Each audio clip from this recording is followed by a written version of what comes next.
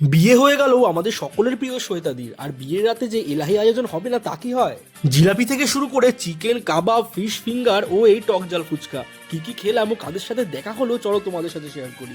শ্বেতাদির বিয়ের লগ্ন ছিল গোধূলি, আর দিদি বারবার করে বলে দিয়েছিল যে কোনো গিফট আনবি না ভাই। তারই জন্য একটা ফুলের বুকে নিয়ে গেছিলাম দিদি ও দাদাকে উইশ করবো বলে। আর সত্যিও তো তাই, ফুলের মতন পবিত্র ও সুন্দর গিফট কি আর কিছু হতে পারে? ও এরপর চলে গেছিলাম দিদির বাড়িতে, কারণ বিয়েটা কোনো বিয়ে বাড়িতে নয়, হয়েছিল দিদির বাড়ি থেকে। আর এই দেখো, দিদির বিয়ে উপলক্ষে দিদির বাড়ির সামনের রাস্তাটা ও মন্দিরটা কি সুন্দর সাজানো হয়েছে। এরপরে ঢুকে গেলাম মেন ভেন্যুতে। ভেন্যুর এন্ট্রেন্সটা ছিল একদম হোয়াইট কালারের, একটা সুন্দর অ্যাম্বিয়েন্স দিচ্ছিল। এরপর আস্তে আস্তে চলে গেলাম ভিতরের দিকে। ভিতরটাও খুব সুন্দর করে সাজানো হয়েছিল, আর যেটা মেন চোখে পড়লো সেটা হচ্ছে দাদা ও দিদির ফটো। একদম এন্ট্রেন্সে এই দুজনের একটা সুন্দর ফটো লাগানো হয়েছিল কোলাপ করে। ঘড়ির কাঁটায় তখন 6টা ছুঁই ছুঁই, আর একটু একটু করে সকলে আসতে শুরু করছিল। প্যান্ডেলের প্রত্যেকটা কাজ, প্রত্যেকটা জায়গা এত সুন্দর করে সাজানো যে একবার দেখলে চোখ জুড়িয়ে যাবে।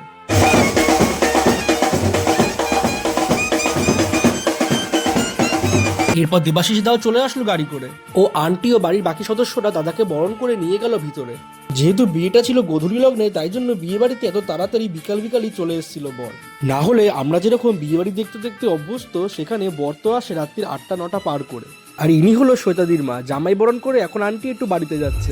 আন্টি, খুব সুন্দর লাগছে তোমাকে আজকে দেখতে, খুব সুন্দর লাগছে দেখতে। এরপরেই আমার দেখা হয়ে গেল আমাদের সেই সৌমিদির সঙ্গে। 2023-তে শ্যাডোতে যখন প্রথম জিম জয়েন করি, ঠিক তখন সৌমিদিও ছিল আমাদের সঙ্গে। প্রায় অনেকগুলো দিন পর সৌমিদির সঙ্গে আবার দেখা। এরপর আমি আর সৌমিদি খেয়ে নিলাম 1 কাপ গরম গরম কফি, ও তার সাথে নিয়ে নিলাম এই গরম গরম ফিশ ফিঙ্গার। গরম গরম কফি আর ফিশ ফিঙ্গার খেতে খেতে দেখা হয়ে গেল বিক্রমদার সঙ্গে। আর বিয়ে বাড়ি আসলে তো ওই মকটেল কাউন্টার দিকে আলাদাভাবেই চোখ যায় সবার। তাই তো আমিও আর দেরি না করে নিয়ে নিলাম একটা অরেঞ্জ জুস। তারপর খাওয়া দাওয়া শেষ করতে না করতে এদিকে এসে দেখি দেবাশিস দা অলরেডি বিয়েতে বসে পড়েছে। ও এরপরে এই পার্লার থেকে একেবারে সেজে গুজে চলে আসলো আমাদের সকলের প্রিয় শ্বেতাদি। শ্বেতাদির বিয়ে থেকে শুরু করে হালদি, আইবুড়ো ভাত, প্রত্যেকটা লুক ক্রিয়েট করেছিল চয়নদা। আর সত্যি কথা বলতে প্রত্যেকটা লুকই হয়েছিল অসাধারণ। এরপর আমরা চলে গেলাম ব্যাক স্টেজে, কারণ এরপর হবে দিদির এন্ট্রি। আর চয়নদা হাত ধরে দিদিকে উপরে তুলে দিচ্ছিল।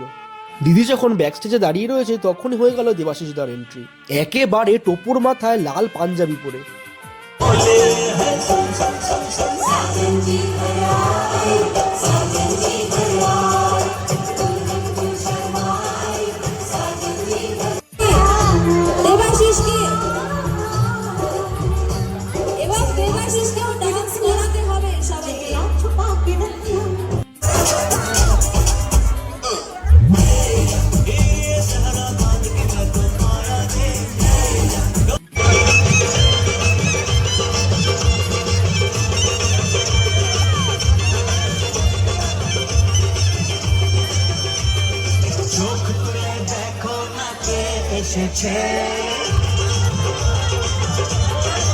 এরপর দাদার এন্ট্রি শেষে এবার হবে দিদির এন্ট্রি।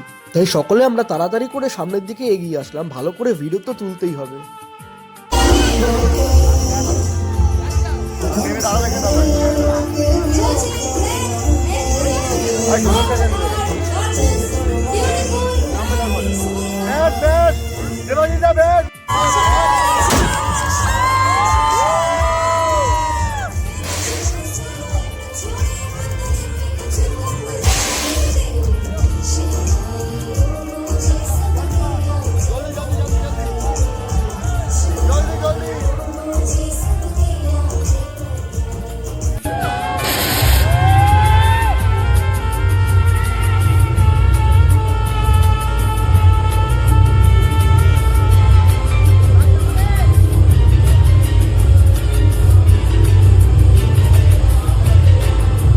দাদা ও দিদির এন্ট্রির সময় একেবারে চাঁদের হাট বসে গেছিল সেদিন।